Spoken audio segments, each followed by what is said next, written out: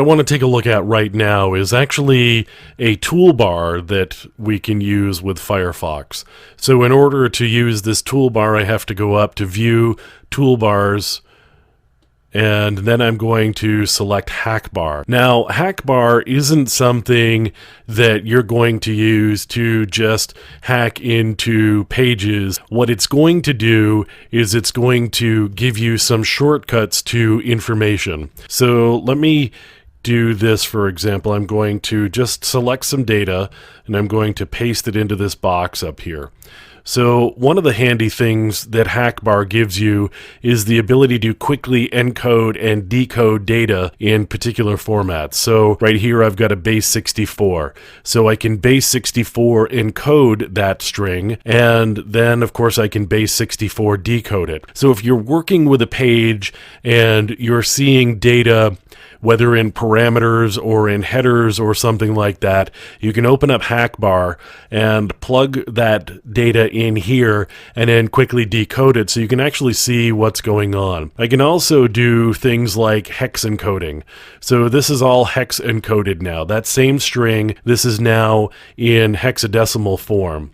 So I can similarly do hex to characters and come back to the original string that I've got. Now, you'll see in addition to encoding, there's an other menu here. So I could add slashes, for example. I actually have to select the string, and then I can add slashes.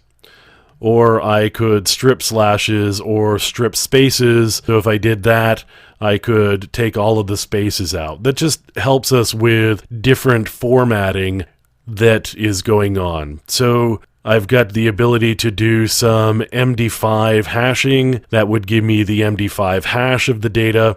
I could do some simple MySQL. So for example, that would be the character for MySQL. It's actually done the conversion there for us. I could do things like a basic info column here, and that's given me some actual SQL statements that I may be able to use. So similarly for MS SQL and Oracle, it's got information that I may be able to use just for shortcuts as I'm going through here. So cross-site scripting, I could do string from character code.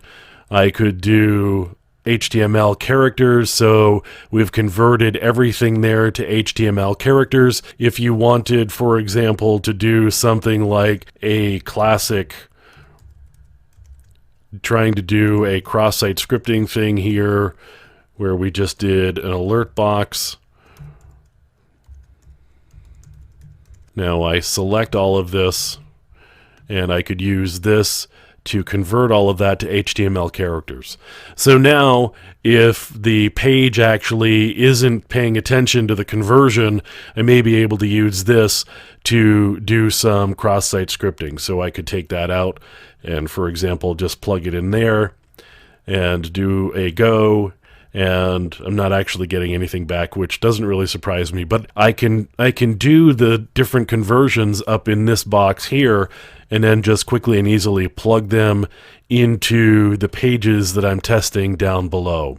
So the Hackbar actually gives us some shortcuts for doing data manipulation so that we can do our testing inside the web application maybe more efficiently and more quickly.